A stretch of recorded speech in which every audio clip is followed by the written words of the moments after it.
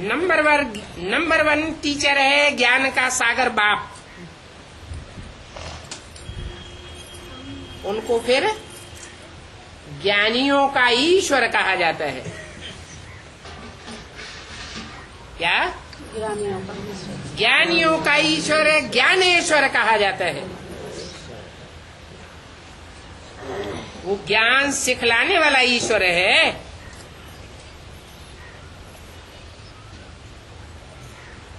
ऐसे ज्ञान से होती है सद्गति।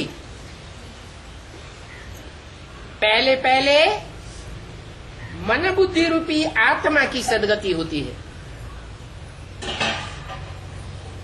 आत्मा श्रेष्ठ संकल्प करती है, श्रेष्ठ वाइब्रेशन छोड़ती है। ऐसे श्रेष्ठ संकल्प करने वाली आत्मा को दुर्गति वाला कहेंगे या सदगति वाला कहेंगे? सदगति पाई। पहले आत्मा की सदगति, फिर जब निरंतर आत्मा ऐसे सत्संकल्पों वाली बन जाए तब होती है शरीर के 5 तत्वों की सदगति। 5 तत्व जड़ हैं शरीर के, और आत्मा चैतन्य है। पहले किसकी सदगति होनी चाहिए? पहले चैतन्य आत्मा की सदगति होगी, क्योंकि चैतन्य ही ज्ञान को सुन सकता है, समझ सकता है, धारण कर सकता है, करा सकता है। जड़ ज्ञान सुनेगा नहीं, सुनाएगा नहीं, धारण कराएगा भी नहीं। हाँ, जो भी जड़त्वमयी चीजें हैं संसार में, वो संग के रंग से, वाइब्रेशन से सतो प्रधान बन सकती है। इसलिए कहते हैं कि तुम बच्चे हो, प्रकृति जीत, प्रकृति के 5 तत्वों को भी जीतने वाले हो। प्रकृति जड़ है या चैतन्य? जड़ है, वो ज्ञान नहीं सुनेगी। ज्ञान से उसे कन्वर्ट नहीं किया जा सकता। कैसे कन्वर्ट होगी? याद से। याद माने स्नेह है, याद माने सच्चा दिल का प्यार। मनुष्य आत्माओं में भी कोई आत्माएं होती हैं, ज्ञान नहीं सुनती हैं, लेकिन प्यार में पागल हो जाती है, प्यार से उठती है, ज्ञानी बनती है, ब्राह्मण बन जाती है। कि सब ज्ञानी होते हैं, कोई ज्ञान से आकर्षित होते हैं और कोई प्यार से आकर्षित होते हैं।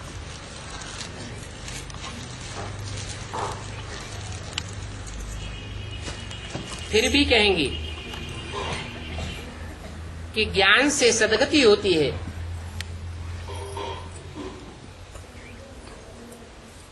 सद्गति करने के लिए ईश्वर का ज्ञान जरूर चाहिए। पतितों को पावन बनाते हैं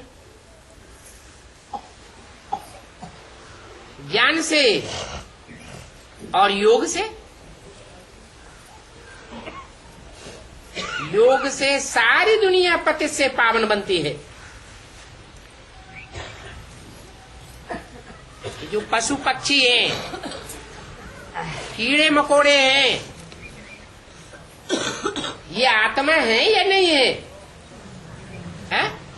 ये भी आत्मा है, परंतु ये ज्ञान नहीं सुन सकते, क्योंकि जड़त्वमयी बुद्धि है।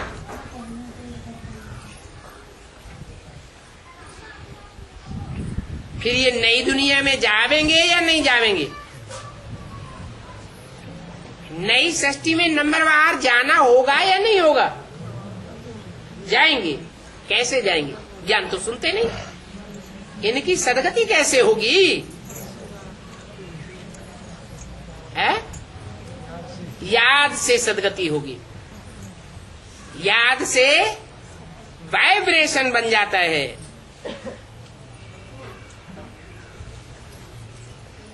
भारत का प्राचीन राजयोग मशहूर है।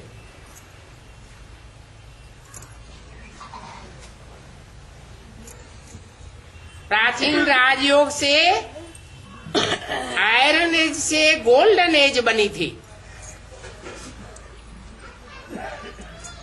आयरन एज है कलयुग में,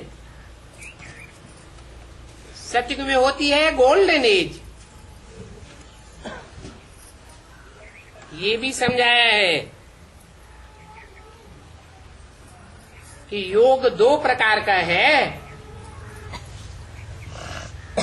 एक है हठ योग और दूसरा है राजयोग।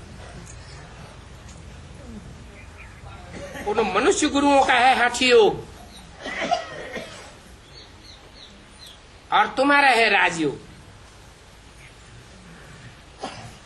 उनका हठ योग हद का है, हद का घर बार छोड़ते हैं।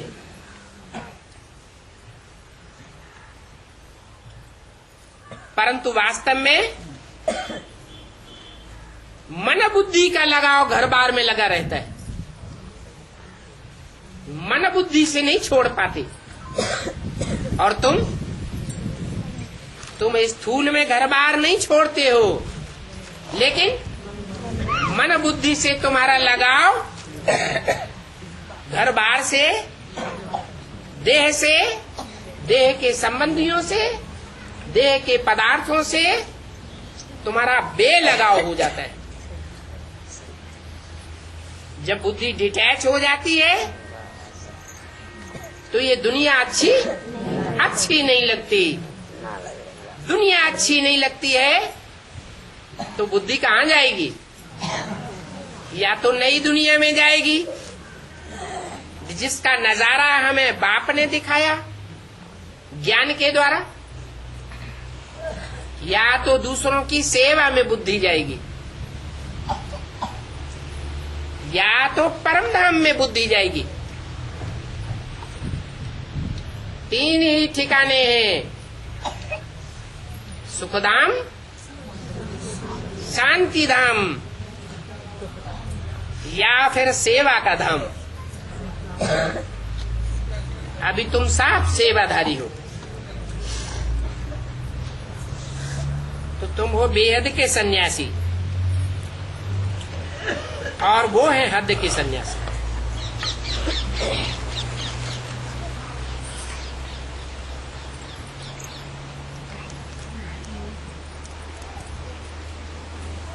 वो सन्यासी घर बार छोड़ते हैं,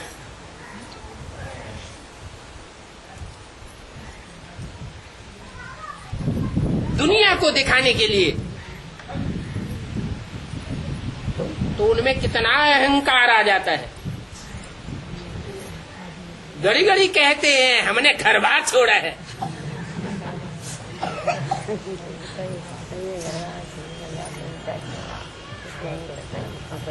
वो दुनियावी सन्यासी,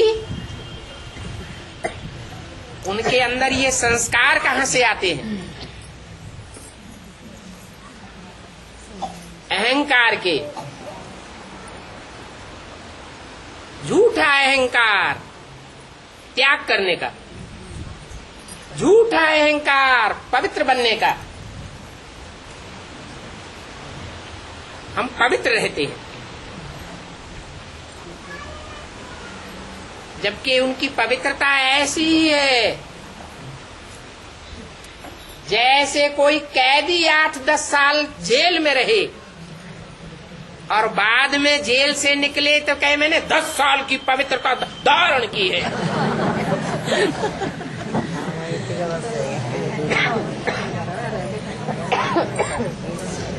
अरे तुम तो कैदी रहे,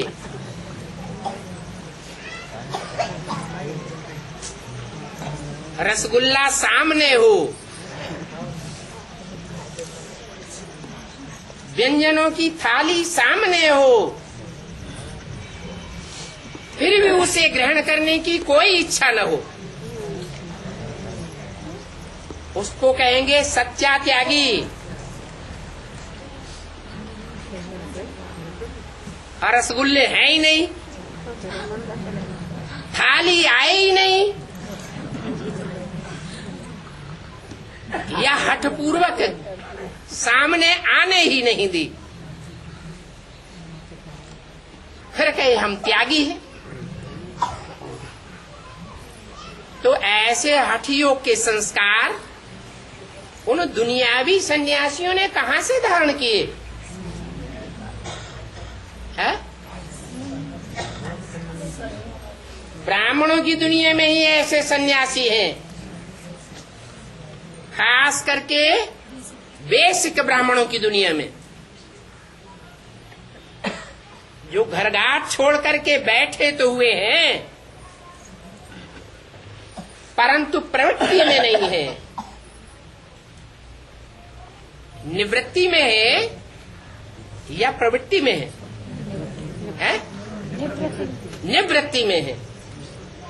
कहते हैं अहंकार है कि हम पवित्र रहते हैं। अरे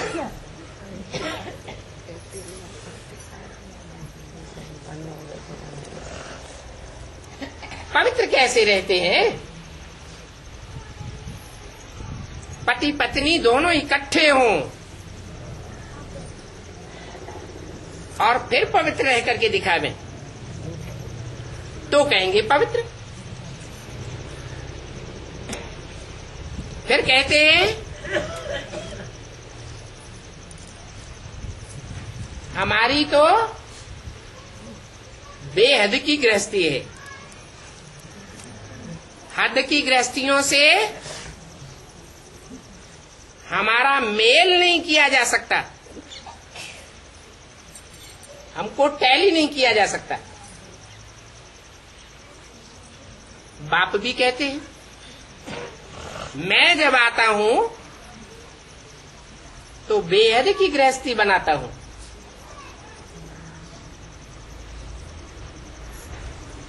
एक होती है हद की गृहस्थी, 2 4 6 बच्चे होते हैं, छोटा परिवार होता है, और बाप का परिवार तो बेहद का परिवार है। परिवार में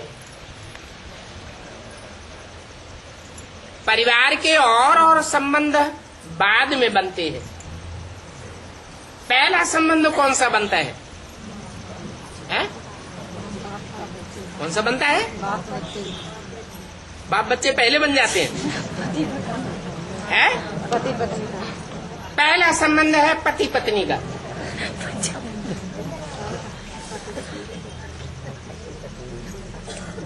तो बाप बेहद का बाप है। बेहद का बाप आकर के कहते हैं तुम 7 सीताएं हो, तुम 7 द्रौपदियां हो, तुम 7 पार्वतियां हो। राम भगवान है एक, और इस बेहद के परिवार में बाकी तुम सब सीताएं हो। ये हुई बेहद की गृहस्थी। और प्रैक्टिकल में होती है या हवा में बाप तैरता है और पत्नियां साकार में होती हैं। उसको गृहस्थी कहेंगे? नहीं कहेंगे। बाप भी प्रैक्टिकल में, और बेहद का परिवार और बेहद के संबंध भी प्रैक्टिकल में होते हैं।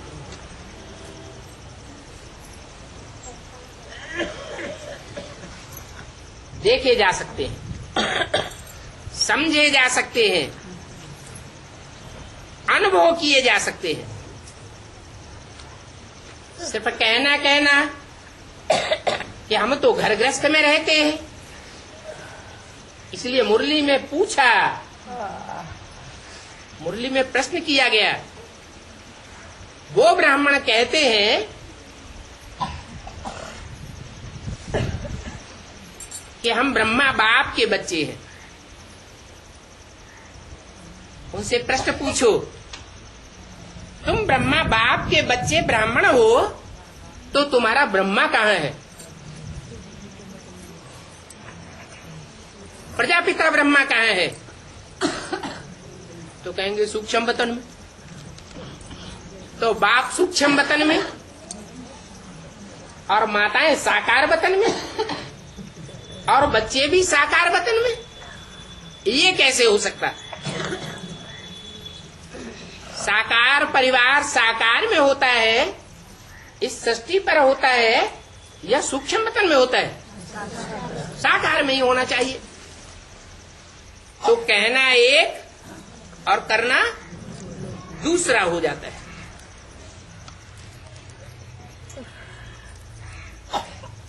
ब्राह्मणों की तो कथनी और करनी एक होनी चाहिए। ओम शांति।